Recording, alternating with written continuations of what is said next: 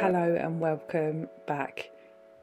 Wow, I have gone from the 11th of April to the 29th is today, and the seedlings are kicking off. They are going nuts, and I don't know if it's because of the warmth. I don't know if last year the same thing happened. Last year maybe I didn't take it as seriously. I don't know what's going on. I mean, I don't feel like I've taken it that seriously this year, but stuff's happening.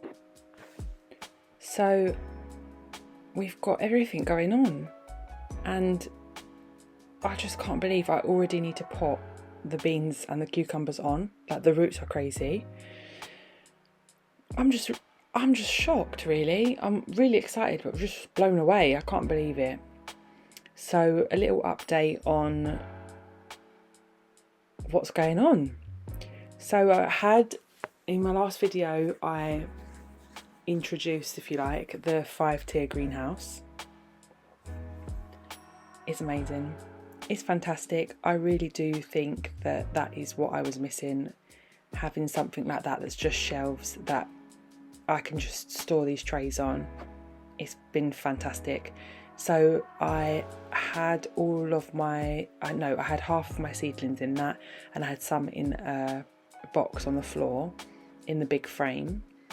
And yesterday, so you can see them here, yesterday I moved them all over.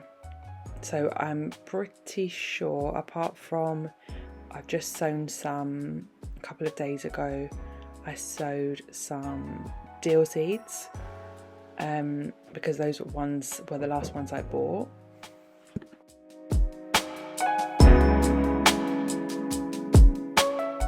And then I've got 3 pots of strawberries, one more mature tomato that is the one that I bought from the garden centre, and then I think a geranium, and then if I'm not mistaken everything else is in the 5-tier, and I absolutely love it. Everything's coming on really nicely. I am already noticing on the other side of the garden it's shadier, and there's a little bit of snail damage on some clematis plants that I have. And I just got this very real flashback of last year, of so many of my seedlings and plants just being destroyed.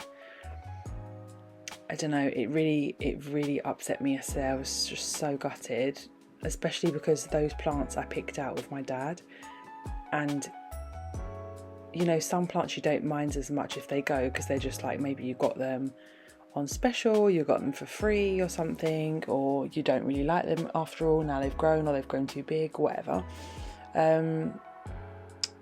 So I think it was a good thing that it happened, because it reminded me that I need to be ready. I really need to. So I have got some more sheep's wool, which I find the best remedy for dealing with the slugs and snails. It's mainly snails in my garden is a problem, and the garden's not finished, so I feel like because the floor is not finished properly, it's easier for them to hide, and it's more attractive for them, which I just hate. So I'm going to deal with that. I'm ordering more wool. I've got some wool for my sister, and I will be ordering some even more wool. I'll still I'll still carry on with the copper tape. I don't know how well it worked for me last year. If anyone has any suggestions, please share, because I really want to protect these. I really just want to push the food growing this year. I am trying to grow some flowers, but I've definitely planted more fruit and vegetables this year. So I just did a little pan over everything just to have a record of how everything's looking. But here I am taking a couple of, I think it was 5 tomato seedlings and maybe 3 or 4 kale seedlings that I got from a neighbour. And I got them in the evening, late evening, and by the next morning it was really hot. They were in like a very, very shaded window, even when I say window, it sounds ridiculous. They were in a window that literally received no sun, almost at all. And I just didn't want to deal with it in the evening. So when I got round to doing it the following morning, the 2 of the tomato ones had really gone over. So you can see, you're about to see, I'm staking them up, and I'm just really trying my best here because, God, like, it just looked awful. It just looks like they're gonna die. So I'll show you here on my attempt.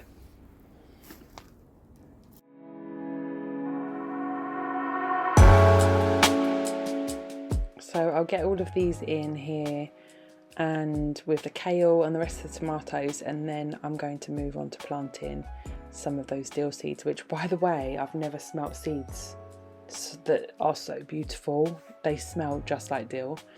Maybe that sounds a little bit ridiculous that I'm saying that, maybe for people who've grown dill before. I've never grown dill. The only herbs I've grown so far are mint, basil, and from memory, I think they're the only 2. Anyway, so I'm just going to put the rest of this in and then move on to the seeds. But what I wanted to say is, how I figure with like these seedlings, I just feel like, why not give them a go? Like, maybe they are going to live, and it just takes so little effort just to see, like, I'll know by the following day if they've gone, if they're not going to come back. So I'm just going to leave them to drink and step away and hope for the best.